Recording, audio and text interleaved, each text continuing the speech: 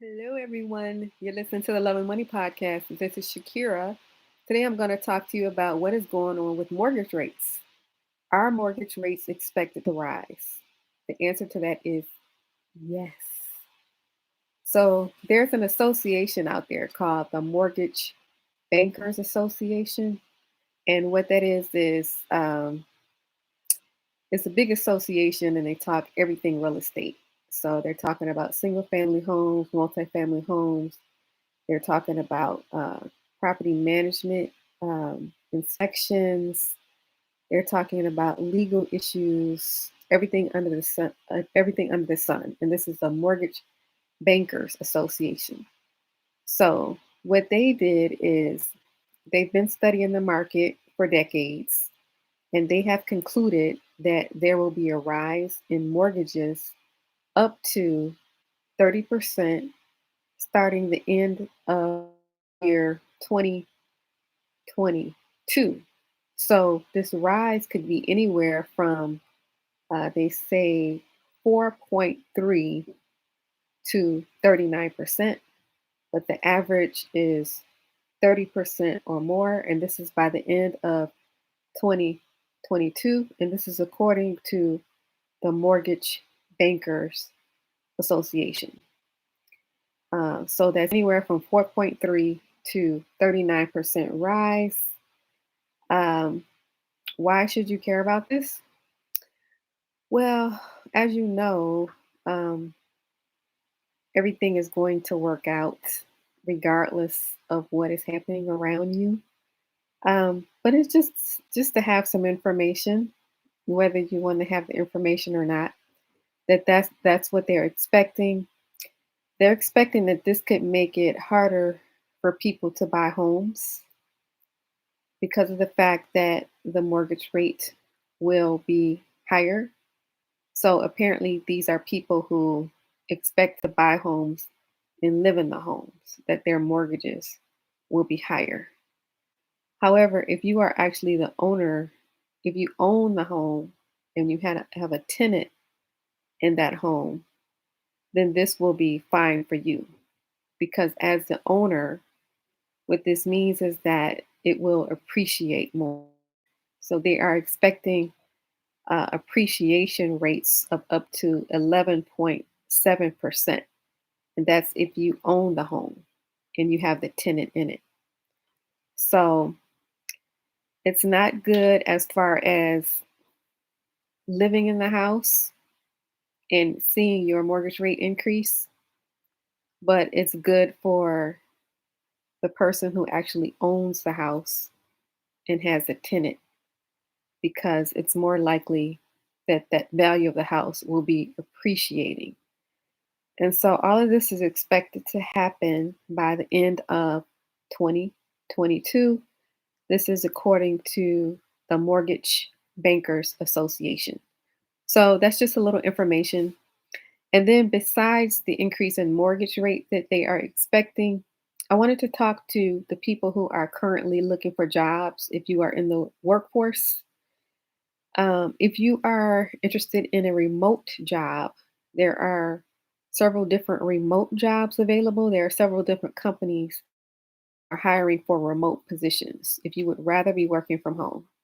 And so those positions here are, um, I know there are different people watching different pay scales. So I have the different um, companies for different pay scales. So the people who are hiring for remote workers, they are PayPal. PayPal is hiring remote workers. Pfizer. Pfizer is hiring remote workers. There's Geico. Geico is hiring remote workers. Gap. FedEx. There is Apple. Apple is hiring remote workers. Now, when you look through the Apple website, you'll see positions that are more geared towards software engineers and IT type work. That's the kind of work that you're going to see when you look at Apple.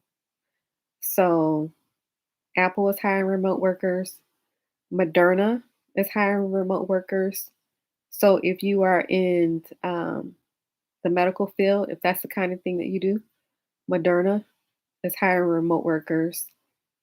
Noom, spelled Noom, that's hiring remote workers. So if you're in the area of psychology, say you are a psychologist, Noom is a company that helps people who desire to lose weight. It's a weight loss company. So Noom is hiring remote workers specifically for psychologist type work. Twitter. Twitter is hiring remote workers. There's also a company named Med Impact, spelled Medimpact. They are hiring remote workers, and that varies anywhere for executive assistants. If you do executive assistant type work, if you do project management type work, if you do pharmacy type work, Med Impact hiring remote workers. CVS Caremark is hiring remote workers. And then don't forget your staffing agencies. If there's something right away, go ahead and call a staffing agency. There is Kelly Services, there is RPH on the Go, there is Soliant Health. There are numerous others. What you can do is just Google it. Google the word staffing agencies, and specifically for your area, whatever area you're in. Say if you are a pharmacist, if you're a physician, if you are a psychologist, uh, just say staffing agency. If you're a nurse, say staffing agencies for nurses, for example. And then that list will come up. And then just call the staffing agencies. And then you should be able to get something, if not right away, within a couple of weeks. And then you could just work with them until you find what it is that you are really looking for, the type of position that you really deserve. So a lot of people oftentimes they forget about the staffing agencies because you're looking to work at a place that you actually want to be at. So a lot of people they forget about the staffing agencies. So I just wanted to remind you that the staffing agencies are there and they get paid when they bring you on. So they have a high motive to bring you on because they're getting booking. So don't forget about the staffing agencies. You could work there until you get the position that you really want.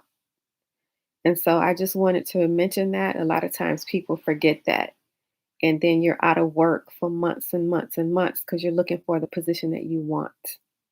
But you could be working temporarily through a staffing agency until you get what it is that you want.